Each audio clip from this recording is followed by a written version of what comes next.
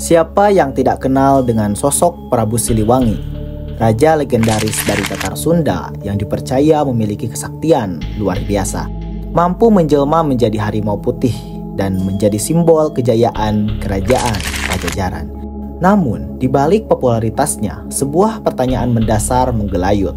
Apakah Prabu Siliwangi benar-benar ada?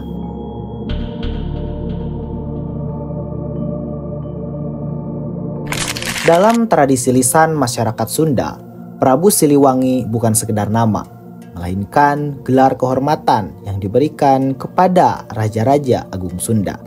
Nama Siliwangi sendiri berasal dari kata sili yang berarti pengganti dan wangi yang berarti harum atau mulia. Cerita tentang Prabu Siliwangi telah turun-temurun menjadi bagian tak terpisahkan dari identitas budaya Sunda. Ia digambarkan sebagai raja yang adil, bijaksana, dan memiliki kekuatan supranatural. Konon, ia mampu terbang, menjelma menjadi harimau putih, dan memiliki pasukan gaib yang siap melindungi rakyatnya.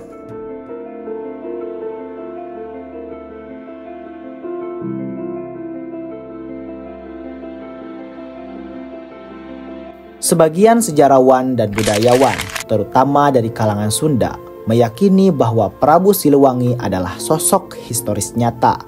Mereka mengidentifikasi tokoh ini sebagai Sri Baduga Maharaja, raja kerajaan Pajajaran yang memerintah pada abad ke-15 hingga ke-16.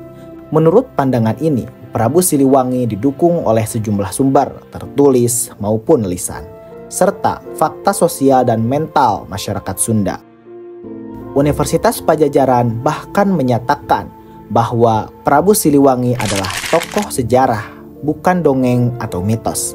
Meskipun mengakui bahwa tokoh ini telah menjadi legendaris dalam ingatan kolektif masyarakat. Namun, pandangan ini mendapat tantangan serius dari para sejarawan dan arkeolog profesional. Menurut Wikipedia, tokoh Prabu Siliwangi dikategorikan sebagai tokoh semi mitologi karena tradisi lisan Sunda yang hanya menyebutkan Raja Agung sebagai Prabu Siliwangi tanpa memperhatikan era atau kurun waktu sejarahnya yang spesifik. Para ilmuwan ini berargumen bahwa sangat sulit untuk memastikan dan mengidentifikasi siapa tokoh sejarah yang sebenarnya dimaksudkan sebagai Prabu Siliwangi.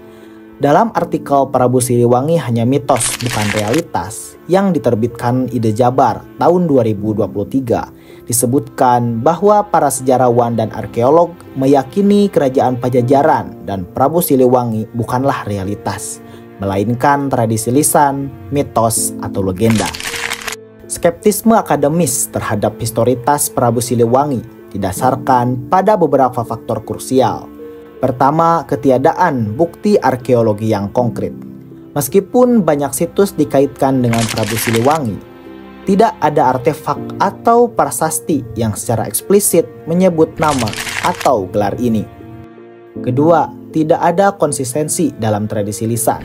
Profesor Dr. Ayat Rohaidi, arkeolog dan ahli bahasa dari Universitas Indonesia, bahkan menyatakan bahwa ada 8 sosok yang sebenarnya disebut sebagai Prabu Siliwangi, bukan hanya satu individu. Hal ini menunjukkan bahwa Siliwangi lebih merupakan gelar atau konsep daripada nama personal.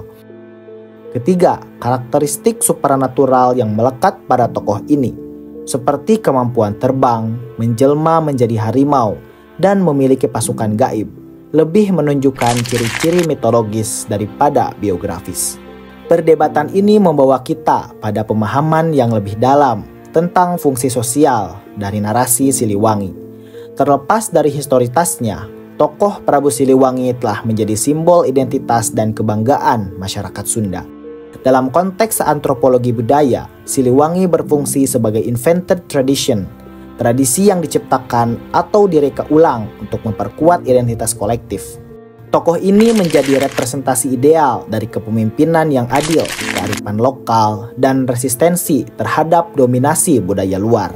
Bahkan, jika Prabu Siliwangi adalah konstruksi mitologis, nilai-nilai yang diwakilinya tetap real dan bermakna bagi masyarakat Sunda. Ia menjadi medium untuk transmisi nilai-nilai budaya, etika kepemimpinan, dan kohesi sosial. Jadi, apakah Prabu Siliwangi nyata atau mitos? Berdasarkan analisis akademis yang tersedia, konsensus ilmiah cenderung mengarah pada kesimpulan bahwa Prabu Siliwangi adalah konstruksi budaya, sebuah narasi yang berkembang dari tradisi lisan yang berfungsi sebagai simbol identitas. Namun, hal ini tidak mengurangi signifikansi Siliwangi dalam kehidupan masyarakat Sunda. Sebagai cerita, ia tetap hidup, relevan, dan bermakna. Karena pada akhirnya, kekuatan sebuah narasi tidak terletak pada faktualitas historinya, tapi pada kemampuannya untuk menginspirasi, menyatukan, dan memberikan makna bagi kehidupan manusia.